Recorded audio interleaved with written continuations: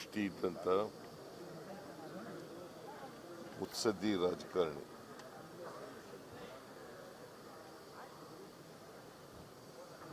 ಕರ್ನಾಟಕ ಮತ್ತು ದೇಶದ ರಾಜಕಾರಣದಲ್ಲಿ ಬಹಳ ದೀರ್ಘಕಾಲ ತಮ್ಮನ್ನು ತೊಡಗಿಸ್ಕೊಂಡಿದ್ದವರು. ಅವರು ಸುಮಾರು 6 ದಶಕಗಳಿಗೂ ಹೆಚ್ಚು ಕಾಲ ಸಾರ್ವಜನಿಕ ಜೀವನದಲ್ಲಿದ್ದರು. ಮತ್ತೆ ಸಮರ್ಥ ಆಡಳಿತಗಾರರಾಗಿ ಕೂಡ ಇದ್ದರು. ಕೆಲವೇ ರಾಜಕಾರಣಿಗಳಲ್ಲಿ ವಿಧಾನಸಭೆ, ವಿಧಾನ ಪರಿಷತ್ತು, ಲೋಕಸಭೆ, ರಾಜ್ಯಸಭೆ 4 ಕಡೆ ಸದಸ್ಯರಾಗಿದ್ದವರಲ್ಲಿ ಕೆಲವೇ ರಾಜಕಾರಣಿಗಳಲ್ಲಿ ಇವರು ಒಬ್ಬರು. ರಾಜ್ಯದ ಮುಖ್ಯಮಂತ್ರಿಯಾಗಿದ್ದರು,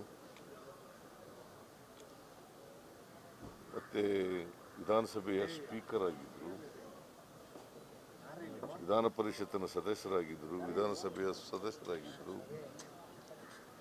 ಲೋಕಸಭೆ ಸದಸ್ಯರಾಗಿದ್ದರು, ರಾಜ್ಯಸಭಾ ಸದಸ್ಯರಾಗಿದ್ದರು. 5 ವರ್ಷಗಳ ಕಾಲ ಈ ರಾಜ್ಯದ ಮುಖ್ಯಮಂತ್ರಿಯಾಗಿ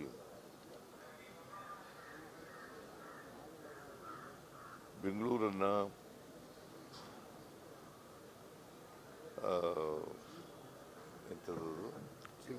ಸಿಂಗಾಪುರ್ ಮಾಡಬೇಕು ಅಂತಕ್ಕಂಥ ಕನಸನ್ನ ಕಂಡಿದ್ದಷ್ಟೇ.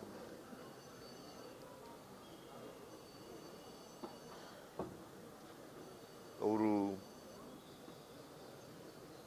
ಕನಸಾಗಲಿಲ್ಲ ಅಂತಕ್ಕಂಥದ್ದು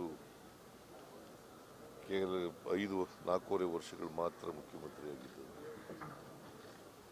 ಆದರೆ IT ಬೆಳವಣಿಗೆಗೆ ಕರ್ನಾಟಕದಲ್ಲಿ ಅಪಾರವಾದಂಥ ಕೊಡುಗೆಯನ್ನು ಅವರು ಕೊಟ್ಟಿದ್ದಾರೆ. ಬೆಂಗಳೂರು ನಗರ ಇವತ್ತು ಅಂತಾರಾಷ್ಟ್ರೀಯ ಮಟ್ಟದಲ್ಲಿ ಹೆಸರನ್ನು ಮಾಡಿದರೆ ಅದು ಅಂತಾರಾಷ್ಟ್ರೀಯ ನಕ್ಷೆನಲ್ಲಿ ಸ್ಥಾನವನ್ನು ಪಡ್ಕೊಂಡಿದ್ರೆ SM ಕೃಷ್ಣ ಅವರ ಕೊಡುಗೆನೂ ಕೂಡ ಬಹಳ ಇದೆ ಅಂತಕ್ಕಂಥದ್ದನ್ನು ನಾವು ಮರೀಲಿಕ್ಕೆ ಸಾಧ್ಯ ಇಲ್ಲ. ಇವತ್ತು ಬೆಂಗಳೂರು ನಗರ ಸಿಲಿಕಾನ್ ವ್ಯಾಲಿ ಆಫ್ ಇಂಡಿಯಾ ಆಗಬೇಕಾದ್ರೆ SM ಕೃಷ್ಣ ಅವರ ಕೊಡುಗೆ ಅಪಾರವಾಗಿದೆ. ಅವರು ಮುಖ್ಯಮಂತ್ರಿಯಾಗಿದ್ದಂಥ ಸಂದರ್ಭದಲ್ಲಿ ಅನೇಕ ಸವಾಲುಗಳನ್ನು ಎದುರಿಸಬೇಕಾಗಿ ಬಂತು. ಒಂದು, ಬರಗಾಲ ಇದ್ದದ್ದು ಅವ್ರ ಕಾಲದಲ್ಲಿ. ಎರಡನೇದು, ಡಾಕ್ಟರ್ ರಾಜ್ಕುಮಾರ್ ಅವರನ್ನು ವೀರಪ್ಪನ್ ಕಾಡುಗಳ್ಳ ಅವ್ರನ್ನ ಅಪಹರಿಸಿಬಿಟ್ಟಿದ್ರು. ಆಮೇಲೆ ಕಾವೇರಿ ವಿವಾದ, ಇವೆಲ್ಲದರಲ್ಲೂ ಕೂಡ ಬಹಳ ಜಾಣ್ಮೆಯಿಂದ ವ್ಯವಹರಿಸಿದ್ರು. ಮತ್ತು ರಾಜ್ಯಪಾಲರಾಗೂ ಕೂಡ ಕೆಲಸ ಮಾಡಿದರು. ಮಹಾರಾಷ್ಟ್ರದ ರಾಜ್ಯಪಾಲರಾಗಿ ಕೆಲಸ ಮಾಡಿದರು. ನಾನು ಅವರು ರಾಜ್ಯಪಾಲರಾಗಿದ್ದ ಸಂದರ್ಭದಲ್ಲಿ ಕಾಂಗ್ರೆಸ್ಸನ್ನು ಸೇರೋದಕ್ಕಿಂತ ಮುಂಚಿತವಾಗಿ ನಾನು ಮುಂಬೈಗೆ ಹೋಗಿದ್ದೆ. ನಾನು, ಮಾದೇವಪ್ಪ, ಇಬ್ರಾಹಿಮು ನಾವೆಲ್ಲರೂ ಕೂಡ ಮುಂಬೈಗೆ ಹೋಗಿದ್ದು.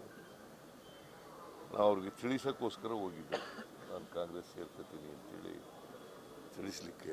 ಅವರು ಆ ಸಂದರ್ಭದಲ್ಲಿ ಒಂದು ಮಾತನ್ನು ಹೇಳಿದರು, ನೀವು ಕಾಂಗ್ರೆಸ್ ಸೇರ್ತಾ ಇರ್ತಕ್ಕಂಥದ್ದು it is N historical necessity ಅಂತ ಹೇಳಿದ್ರು. ಅಲ್ಲೇ ರಾಜಭವನದಲ್ಲಿ ಊಟ ಮಾಡಿ ಭಾಳ ಹೊತ್ತು ಇದ್ದು ಅವ್ರ ಜೊತೆಯಲ್ಲಿ ಬಂದಿದ್ದು. ಒಂದು ರೀತಿ ಸೌಮ್ಯ ಸ್ವಭಾವದ ಸಜ್ಜನ ರಾಜಕಾರಣ. ಯಾವತ್ತೂ ಕೂಡ ಸೇಡಿನ ರಾಜಕಾರಣ ಮಾಡಿರಲಿಲ್ಲ. ದ್ವೇಷದ ರಾಜಕಾರಣ ಮಾಡಿದ್ರು. ಸೊ ಭಾಳ ದೀರ್ಘಕಾಲ ಕರ್ನಾಟಕದ ಜನರ, ದೇಶದ ಜನರ ಸೇವೆಯನ್ನು ಮಾಡಿದ್ದಾರೆ. ಅದರಿಂದ ಕರ್ನಾಟಕದ ರಾಜಕಾರಣ ಒಬ್ಬ ಒಳ್ಳೆ ವಾಗ್ಮಿಯನ್ನು, ಸಂಸತ್ಪಟುವನ್ನು ಕಳ್ಕೊಂಡಂತಾಗಿದೆ. ಅದರಿಂದ ರಾಜಕೀಯ ಕ್ಷೇತ್ರಕ್ಕೆ ಭಾಳ ನಷ್ಟ ಆಗಿದೆ ಅಂತಕ್ಕಂಥ ಮಾತುಗಳನ್ನು ಹೇಳಿ ಅವರ ಆತ್ಮಕ್ಕೆ ಚಿರಶಾಂತಿ ದೊರಕಲಿ ಅಂಥೇಳಿ ಆಶಿಸ್ತೇನೆ. ಮತ್ತು ಅವರ ಕುಟುಂಬ ವರ್ಗದವರಿಗೆ, ಅವರ ಅಭಿಮಾನಿಗಳಿಗೆ ಅವರ ಸಾವಿನ ದುಃಖವನ್ನು ಭರಿಸ್ತಕ್ಕಂಥ ಶಕ್ತಿ ಕೊಡಲಿ ಅಂತೇಳಿ ದೇವರಲ್ಲಿ ಪ್ರಾರ್ಥನೆಯನ್ನು ಮಾಡ್ತೀನಿ. ಕರ್ನಾಟಕ ರತ್ನ ಪ್ರಶಸ್ತಿ ಕೊಡಬೇಕು.